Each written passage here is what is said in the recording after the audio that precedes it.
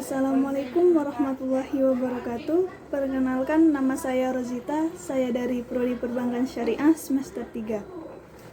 Video ini dibuat untuk memenuhi tugas mata kuliah Manajemen Perbankan Syariah dengan dosen pengampu yakni Ibu Nur Azlina.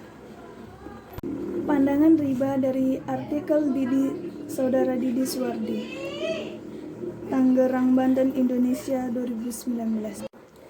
Menelisik realitas saat ini, tak bisa dipungkiri bahwa secara mayoritas negara kita masih banyak memilih ekonomi konvensional dengan sistem bunga. Islam telah memandang bahwa bunga sama dengan riba. Dan sebagaimana sepengetahuan kita, riba telah dilarang sejak ratusan tahun yang lalu. Sebagaimana cendekiawan Muslim mengatakan bahwa bunga telah mengeksploitasi perekonomian masyarakat, sehingga mengakibatkan terjadinya misalokasi sumber daya dan penumpukan harta kepada segelintir orang, yang hal ini bisa berimbas ketidakadilan dan ketidakstabilan ekonomi. Riba secara bahasa artinya tambah, tumbuh, dan membesar. Nah, ini maksudnya ialah ketika suatu transaksi dilakukan secara terus-menerus, dalam arti akan semakin banyak bertambahnya pertambahan harta yang tersebut akan semakin tumbuh. Secara istilah, riba dapat diartikan sebagai tambahan dari harta pokok. Nah, ini maksudnya ialah pengambilan tambahan dari harta pokok yang dilakukan oleh seseorang. Baik itu transaksi, jual beli, pinjam meminjam, atau yang lainnya yang dilakukan secara batil, sebab bertentangan dengan ajaran yang diajarkan oleh Islam. Riba memiliki beberapa jenis, yakni diantaranya riba jahiliyah. Apa itu riba jahiliyah? Riba jahiliyah merupakan pembayaran hutang yang lebih dari pokoknya dikarenakan si peminjam membayar telat dari waktu yang ditentukan. Contohnya, si Rio meminjam uang pada Adi sebesar 500.000, lalu ketika sampai pada waktunya, yakni yang telah disepakati bersama, Rio tidak bisa membayar dan ia meminta toleransi pada si Adi. Dan begitu Adi menyepakatinya, tapi dengan syarat membayar hutangnya akan ditambah, yakni sebesar 550.000 rupiah. Yang kedua, ada riba fadl, yaitu menukarkan barang yang sejenis dengan kadar pertukaran yang tidak sama. Menukarkan barang sejenis seperti kegiatan barter, namun tidak dengan jumlah yang sama. Contohnya, menukarkan 3 kilo beras yang berkualitas baik dengan 4 kilo beras yang kualitasnya buruk.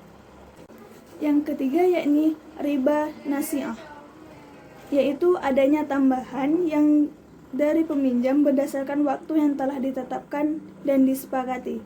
Ini hampir sama dengan riba jahiliyah. Berikut pandangan menurut filosof Islam mengenai riba. Pandangan Islam menurut Al-Quran yang telah melarang praktek riba dengan 4 tahap, yakni yang pertama yakni ribawi. Harta ribawi tidak akan ditambah oleh Allah Subhanahu wa Ta'ala di sisinya.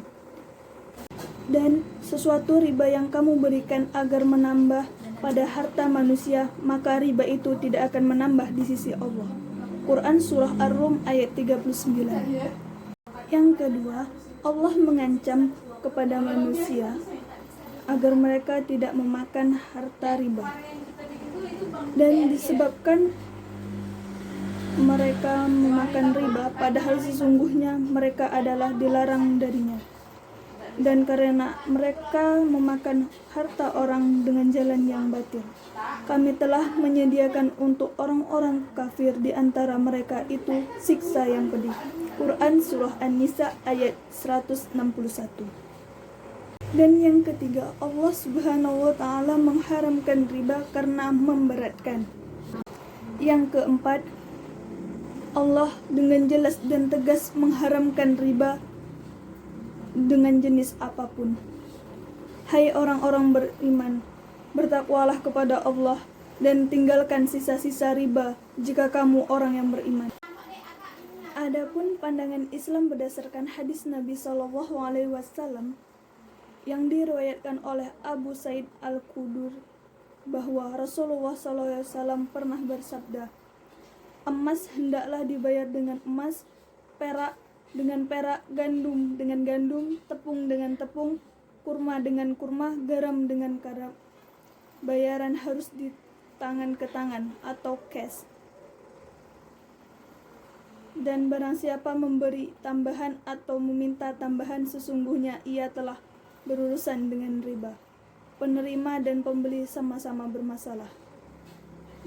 Diriwayatkan oleh Abu Hurairah bahwa Rasulullah SAW bersabda, pada malam perjalanan Mi'raj, aku melihat orang-orang yang perutnya besar seperti rumah. Di dalamnya dipenuhi ular-ular dengan kelihatan dari luar. Aku bertanya kepada Jibril, siapakah mereka? Jibril bersuara, mereka adalah orang-orang yang memakan riba. Meskipun begitu besar bahaya riba, namun umat muslim masih tidak menyadari bahwa mereka semua berada di lingkungan yang ribawi. Demikian penjelasan yang bisa saya jelaskan dan saya paparkan. Jika ada yang salah atau hilaf, mohon dimaafkan, karena saya sendiri masih belajar.